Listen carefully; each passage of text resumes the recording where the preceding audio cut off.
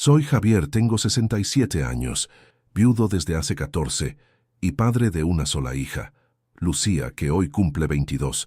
No tengo más familia que ella, no tengo más motivo que ella, y por eso estoy aquí, sentado en la cuarta fila del Auditorio San Francisco, en Salamanca, con el corazón saliéndose por la boca y las manos temblando más que de costumbre.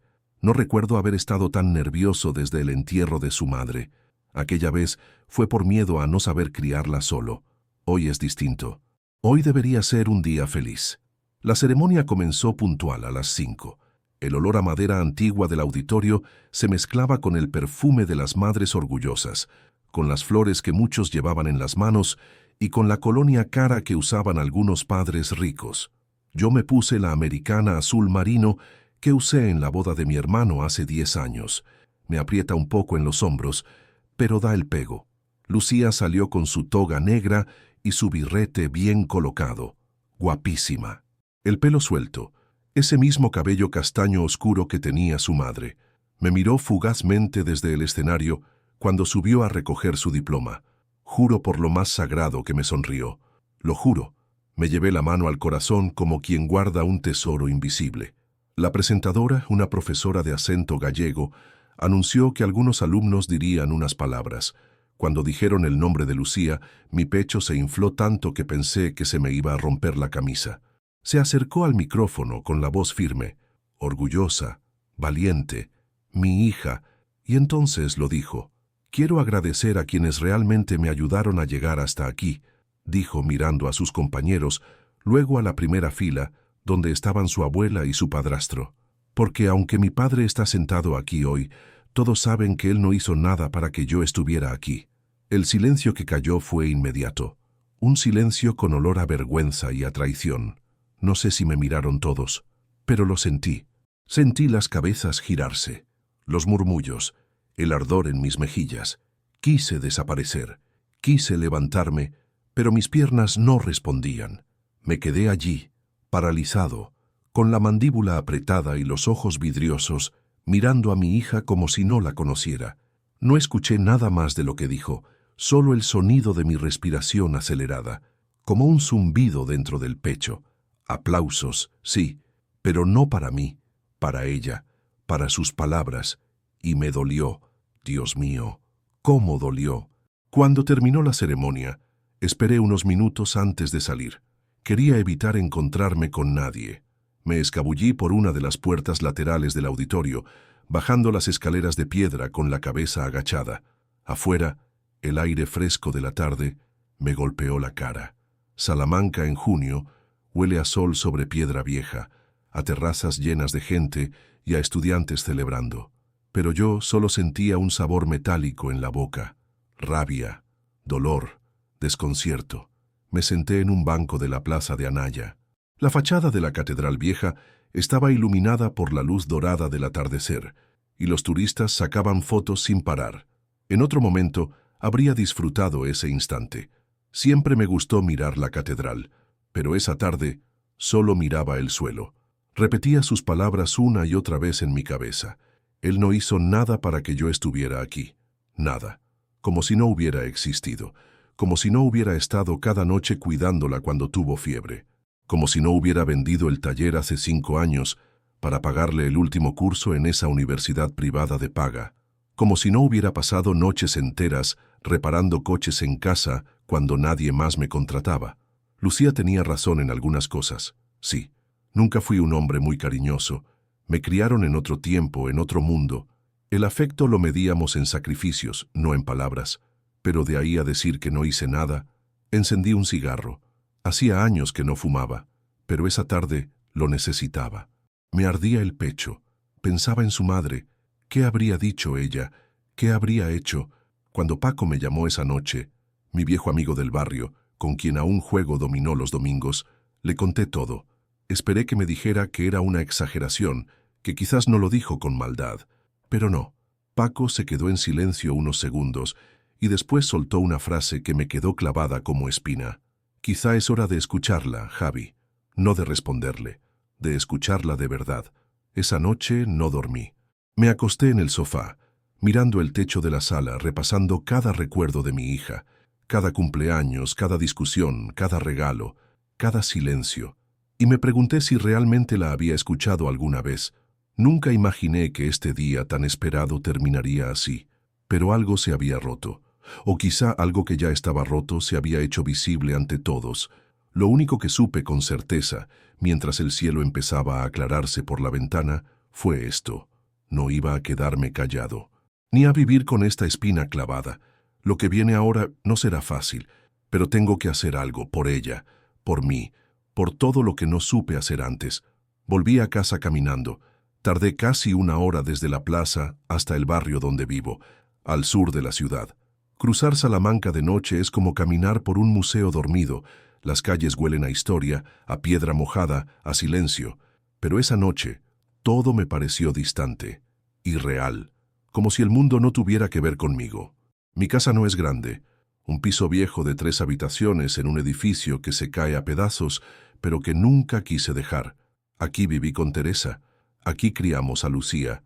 Cada rincón guarda un pedazo de nosotros, aunque ahora parezcan más fantasmas que recuerdos.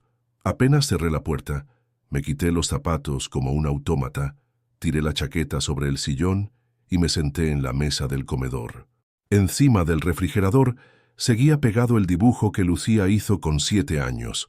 Un sol con cara sonriente, una casita con techo rojo y 3 palitos que éramos nosotros, papá, mamá y yo. ¡Qué ironía! Me serví un vaso de vino barato. Nunca he sido de beber, pero necesitaba algo que me aflojara este nudo en la garganta. Encendí la radio para no sentir tanto silencio.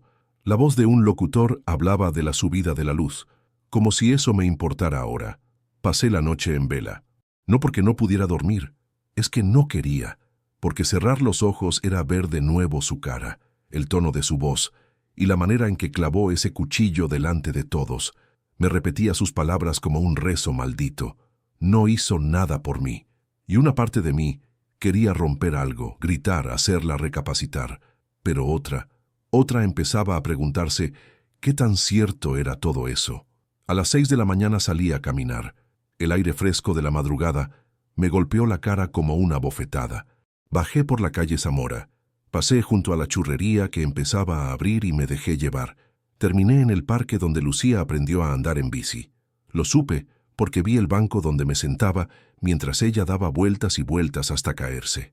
Entonces me levantaba, le quitaba el polvo de las rodillas y le decía: «Una más, Lucía, siempre una más».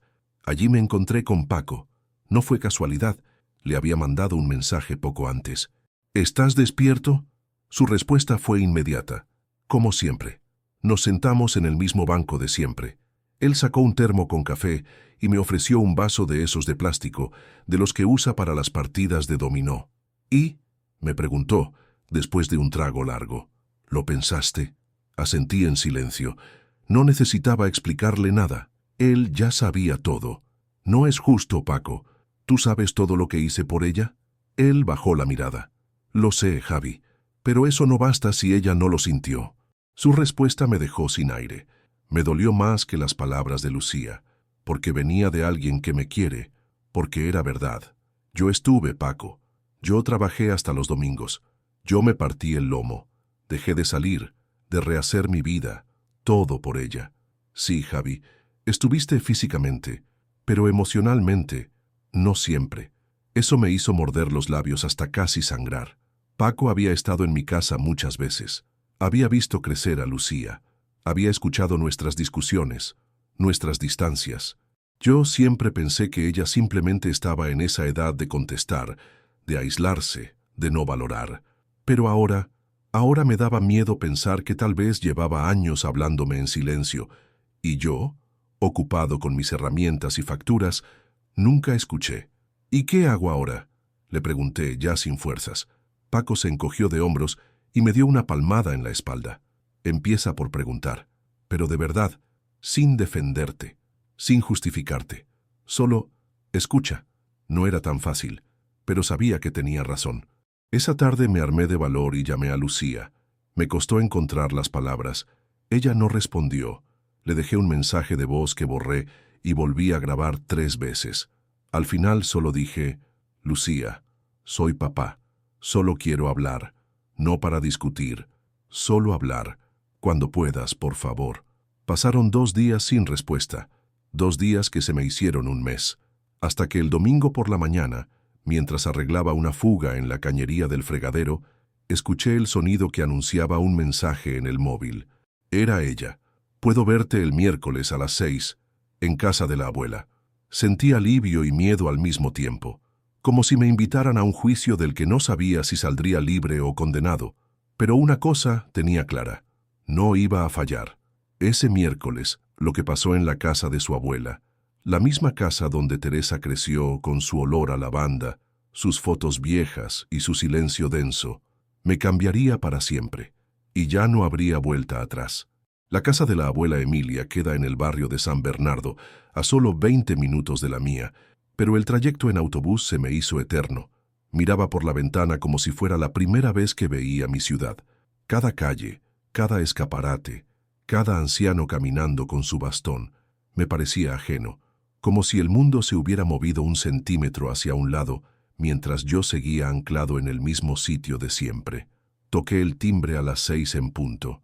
Ni 1 minuto antes, ni uno después. Me sudaban las manos. Apreté los puños para disimular el temblor, como cuando trabajaba con piezas pequeñas en el taller y tenía que parecer más preciso de lo que era. La abuela Emilia abrió la puerta. Tenía ese delantal de flores que usaba desde que la conocí, con manchas de harina y olor a puchero. Me sonrió con ternura, pero también con algo de compasión. Me hizo pasar sin decir palabra, como si supiera que las palabras sobraban. Lucía estaba en el salón, sentada con las piernas cruzadas, móvil en mano, seria, seca. Levantó la vista y me miró como si yo fuera un vecino que viene a devolverle un paquete, no su padre. «Hola», dije. «Hola», respondió sin emoción. Nos sentamos frente a frente. La abuela desapareció hacia la cocina, como si su instinto le dijera que eso no era lugar para testigos. Hubo un silencio largo. Escuché el reloj de pared dar un tic nervioso, el zumbido del frigorífico. Le vi las uñas pintadas de azul oscuro, los pendientes nuevos. Parecía una mujer adulta, pero yo seguía viendo a mi niña. «Gracias por venir», intenté. «No lo hice por ti», dijo, directa, como un golpe seco. Respiré hondo. «Solo quiero entender. Lo que dijiste en la graduación fue duro». Lucía se removió en el sofá.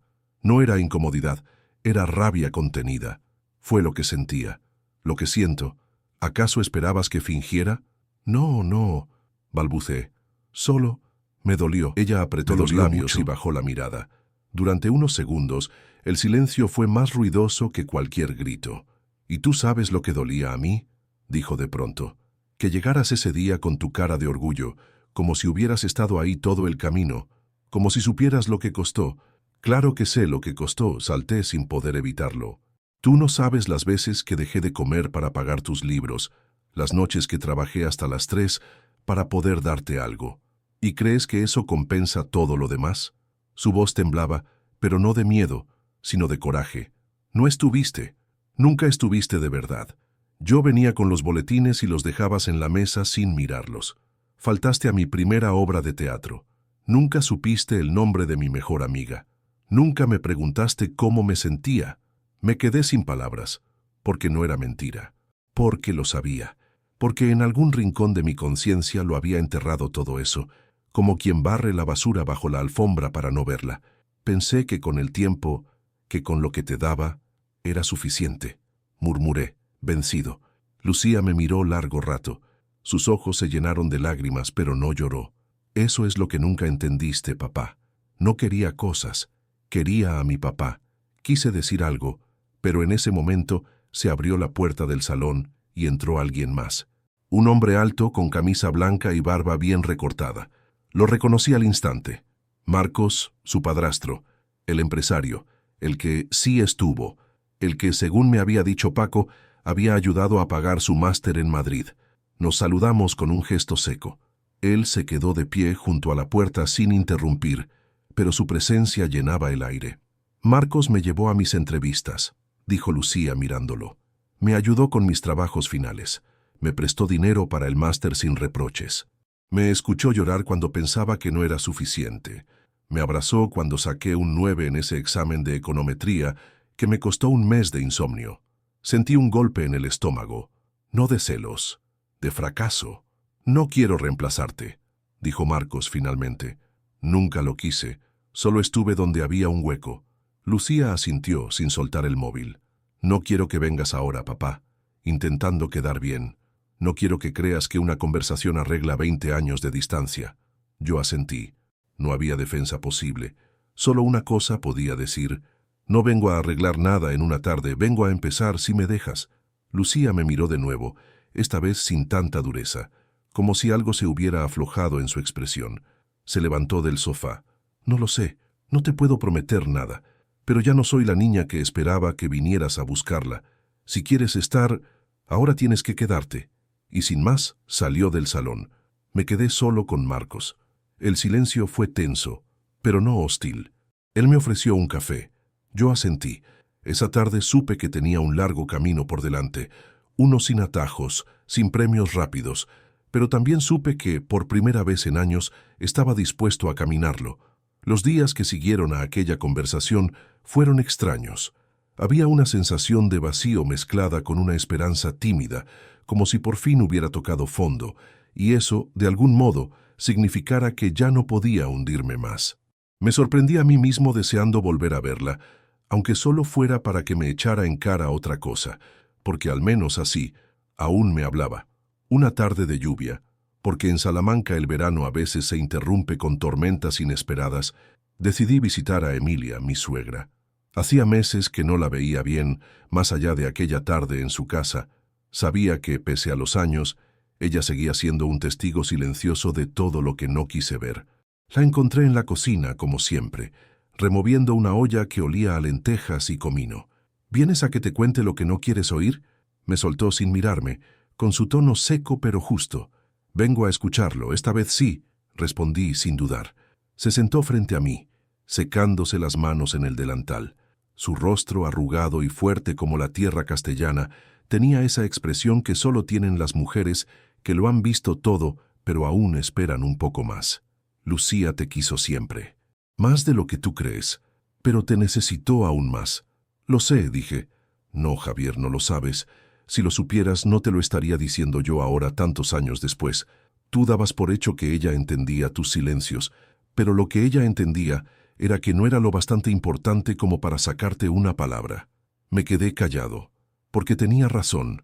Yo había creído que el amor se mostraba en actos, no en palabras, pero el problema no era ese. El problema es que, muchas veces, ni actos ni palabras. Solo cansancio, rutina y esa maldita costumbre de vivir con el alma en piloto automático. Emilia se levantó, fue a su cuarto y volvió con una caja de cartón. Esto lo encontré hace unas semanas limpiando su armario. Son cosas de Lucía. No creo que sepa que las guardé. Dentro había dibujos, cuadernos, postales rotas y cartas. Muchas. Algunas en sobres, otras dobladas sin más. Las fui sacando con manos temblorosas. Las escribía para ti. Nunca te las dio. Supongo que no se atrevía, o se cansó de esperar que le respondieras. Abrí una al azar. Era del año 2009. Lucía tenía 6 años. Estaba escrita en papel cuadriculado, con letra torpe y muchas faltas. Papá, hoy hice un dibujo de mamá. Quiero que lo veas, pero no estabas. Paco vino a buscarme, quiero que vengas a casa pronto, te echo de menos. Te quiero. Me dolió, como una puñalada que llega tarde pero aún sangra. Otra carta, ya de 2013. Hoy fue la obra. Fuiste tú el que me dijo que actuara sin miedo, pero me puse nerviosa al ver que no estabas. No es lo mismo sin ti. Mamá me decía que tú eres bueno, pero yo no sé si te gusto como hija. A veces pienso que preferirías estar solo. Leí más. Palabras de niña, de adolescente, de una joven que hablaba con su padre ausente como quien escribe al mar, con la esperanza tonta de que alguna ola devuelva la respuesta. ¿Por qué no me diste esto antes?, pregunté. Porque antes habrías dicho que eran tonterías, que Lucía exageraba, que estabas ocupado, y yo me cansé de hablarle a un muro. No supe qué responder, solo apreté los labios, sintiendo cómo el corazón se me partía en mil. Antes de irme, Emilia me tocó el brazo. Su voz se ablandó. No eres un mal hombre, Javier, pero hiciste las cosas mal, Y ahora no se trata de que ella te perdone, se trata de que aprendas a ver el daño que no quisiste ver. Caminé de regreso a casa con esa caja de recuerdos bajo el brazo, como si fuera un ataúd pequeño, cargado de todo lo que nunca supe escuchar. Esa noche no dormí. Otra vez. Extendí todas las cartas en el suelo del salón. Las leí una, por orden, como si fueran capítulos de un libro que cuenta la historia de una niña que solo quería que su padre la viera. Y lloré. Por dentro, pero también por fuera. Lloré como no lloraba desde que enterramos a Teresa. Ya no me quedaban excusas. Ya no podía esconderme detrás del trabajo, ni de las facturas, ni del yo soy así. Porque ahora sabía con certeza, no había sido un padre ausente por maldad, había sido un padre ausente por miedo, por ignorancia, por cobardía emocional. Y eso también deja cicatrices. Al día siguiente me senté a escribir una carta para Lucía, pero no para justificarse, no para defenderme, solo para decirle la verdad. Por primera vez. Hija, leí tus cartas, todas. No sabía que dolías tanto. No sabía que yo te dolía tanto.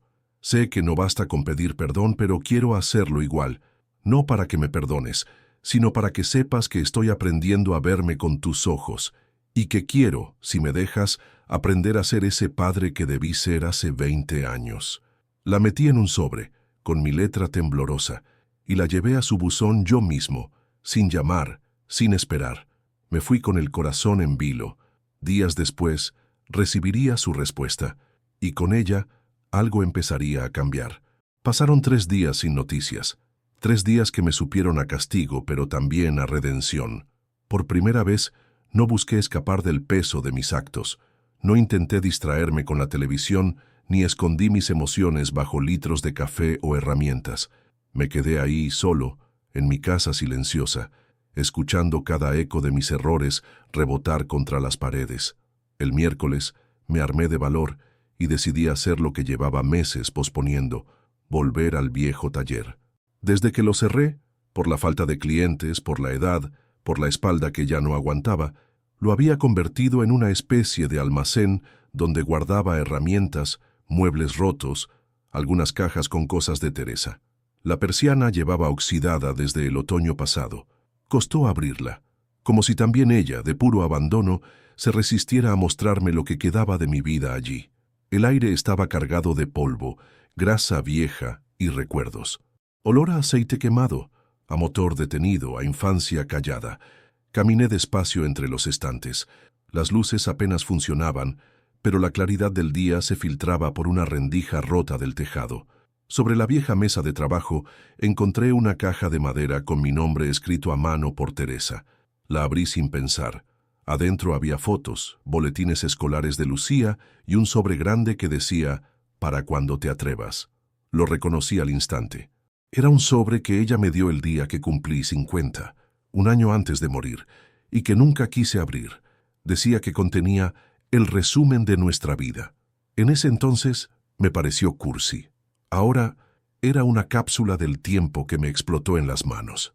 Dentro había un cuaderno de tapas duras con anotaciones suyas, páginas llenas de reflexiones, listas de cosas que le gustaban de mí y otras que le dolían. En una de ellas, escrita con tinta azul y letra apresurada, decía: «Javier, sé que crees que haces todo por Lucía, pero no ves que ella necesita menos sacrificios y más abrazos, menos silencios y más palabras. La estás perdiendo, amor, y no te das cuenta». Cerré el cuaderno de golpe. El aire del taller se volvió denso, el silencio insoportable. Me senté en el suelo, sobre una alfombra de polvo y virutas, y lloré. No como un hombre que sufre, sino como un niño que por fin entiende lo que ha roto. Porque sí, lo había roto yo. Mi hija, su amor, su confianza, su necesidad de sentirse vista. Todo. Me quedé allí más de 1 hora, sin moverme, solo mirando las ruinas de un pasado que había tratado de enterrar bajo tornillos y facturas. Pero las ruinas no se tapan con trapos, siguen allí, y ahora estaban gritándome que ya era hora de recoger los pedazos. Antes de irme encontré en una repisa una caja de cartón más pequeña. Dentro había dibujos de Lucía cuando era niña. Muchos eran los típicos: casas, soles, animales, pero uno me dejó clavado al suelo. Era una figura masculina, alta, sin cara, y al lado una niña con los brazos extendidos como queriendo abrazarlo. Detrás una nota: mi papá cuando trabaja mucho y no me ve. Tenía 6 años. Ese dibujo me partió por la mitad. Salí del taller con esa caja en brazos como si llevara a un bebé enfermo, frágil. Caminé por las calles de vuelta a casa con la cabeza baja, pero el alma algo más despierta. Esa noche encendí la radio como siempre, pero la apagué a los 5 minutos. Necesitaba escucharme, y para eso necesitaba silencio. Me preparé una copa de vino, no para olvidar como otras veces, sino para quedarme quieto en la verdad. Me miré en el espejo del pasillo, me observé de verdad. Vi un hombre con canas mal cortadas, con ojos cansados, con arrugas en los bordes de los labios que antes reían más. Pero lo que más vi fue a alguien que había estado demasiado tiempo huyendo, del dolor, de la culpa, de la ternura, y algo se rompió. No de dolor esta vez, sino de conciencia. No quería morir siendo ese hombre. No quería que, el día que me fuera, Lucía recordara solo mis ausencias, mis evasiones, mis respuestas a medias. Quería, aunque ya fuera tarde, reconstruir. No para cambiar el pasado, sino para que el futuro tuviera otra textura, aunque sea un poco. Al día siguiente volví al buzón. Había una carta. Reconocí la letra. Mi corazón latió como cuando tenía 20 años y esperaba las notas del instituto. Papá, recibí tu carta. Me costó leerla sin llorar. No sé si estoy lista para perdonar, pero estoy dispuesta a hablar más. Eso ya es mucho. Si quieres, ven a cenar el viernes. Estará Marcos, la abuela y yo. Nada formal, solo una mesa, una oportunidad. Leí esa carta 5 veces. La última vez en voz alta, para escucharla, para dejar que sus palabras hicieran eco en mí. Era solo una cena, pero era más que eso. Era la puerta entreabierta. Era el principio de algo que nunca debió romperse. El viernes llegó con un cielo limpio, casi insolente. Salamanca brillaba con ese sol de agosto que calienta sin quemar, como si el universo quisiera ablandar mi corazón antes de enfrentar lo que me esperaba esa noche. Caminé hasta la casa de Emilia con el paso lento y medido de quien sabe que no puede llegar ni antes ni después.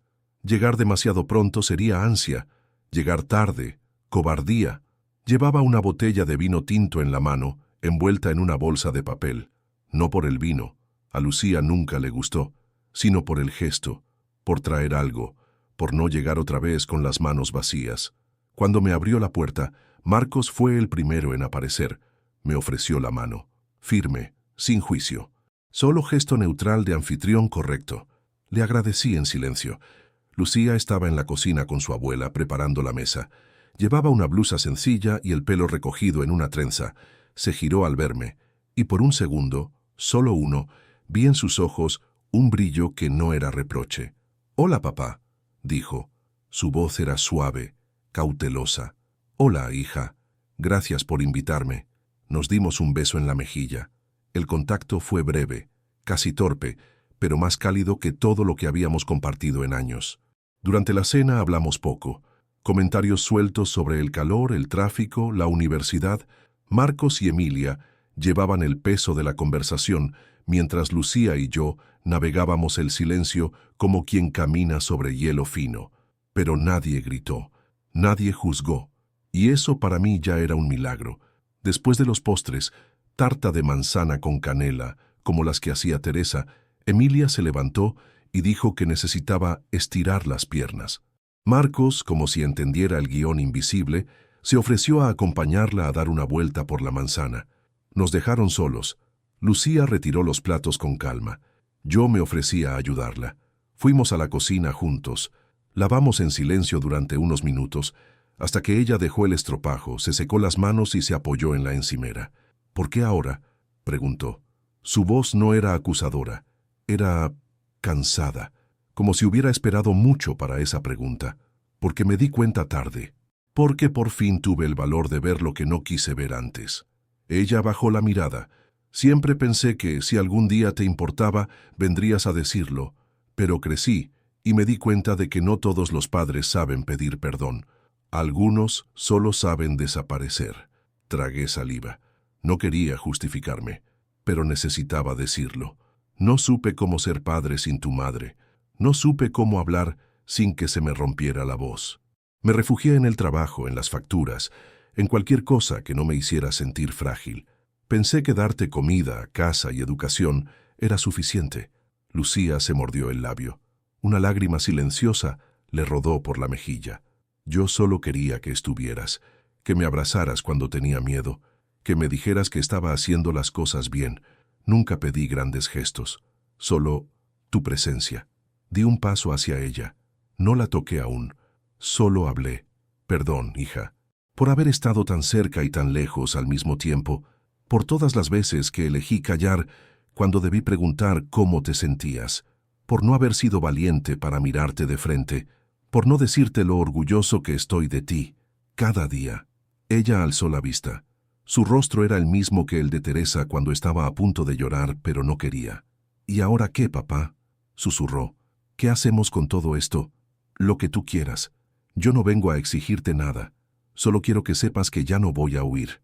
Que si quieres hablar aquí estaré. Si quieres que me vaya, también lo haré. Pero esta vez con los ojos abiertos. Lucía se acercó, lentamente. Me miró largo rato, como queriendo asegurarse de que no era un sueño, de que esa persona frente a ella era de verdad su padre. Y entonces me abrazó. Fue un abrazo corto pero sincero, con los brazos temblorosos, con los corazones golpeados, con las grietas aún abiertas, pero abrazándonos al fin. No sé si te perdono del todo, papá, dijo contra mi pecho, pero quiero intentarlo.